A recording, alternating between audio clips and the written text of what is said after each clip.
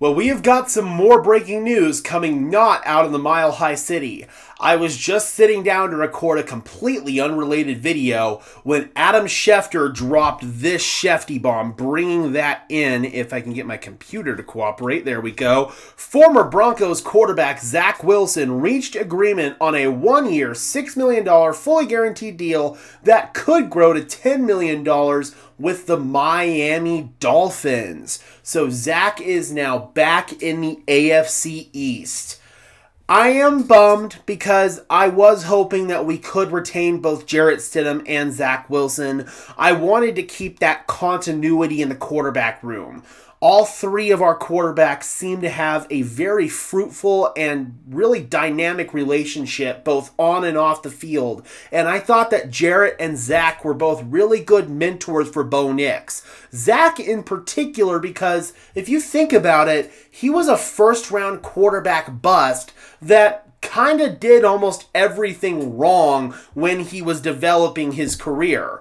And he was basically able to relay to Bo, hey, I did this and it did not work. Maybe you could try this instead. Bo Nix spoke on that, how Zach Wilson and Jarrett Stidham both really helped his development. And I wanted to keep that going for another season, but I also understood that Zach would probably have better opportunities elsewhere. And I actually do think this is a good opportunity for Zach Wilson to maybe get some playing time because Tua Tagovailoa is probably going to suffer an injury at some point next season. He's a player that's proven that he cannot stay healthy in his career. And if the Dolphins just had a halfway competent backup quarterback play last year, they probably would have made an even bigger push for the playoffs than they had made.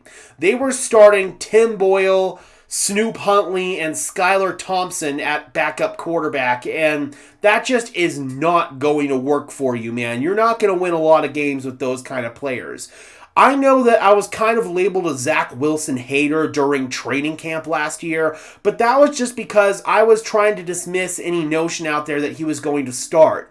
It was very clear after week one when he wasn't getting any more first-team reps that he was going to likely be the third-string quarterback.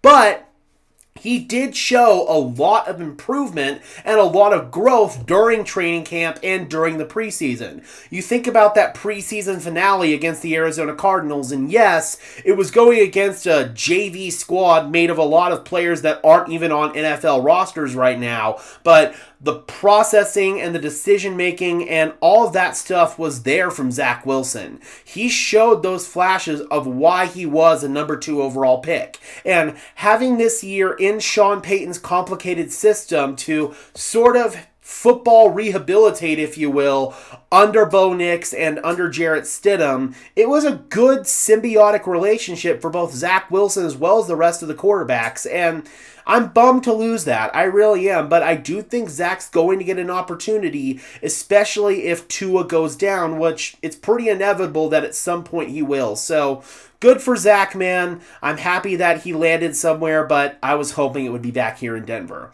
Alright guys, be sure to leave a like on this video as well, subscribe to the channel, and we're going to be recording another video as soon as we release this one about one Dre Greenlaw. We got a little bit of news about that. That was the video that I was getting ready to record when the Zach Wilson news dropped. That takes a little bit higher priority, so I want to get that out, and then we will discuss the latest developments with Dre Greenlaw in the next video. And until then, Broncos country, I am your host, Gage Madrid, saying peace out.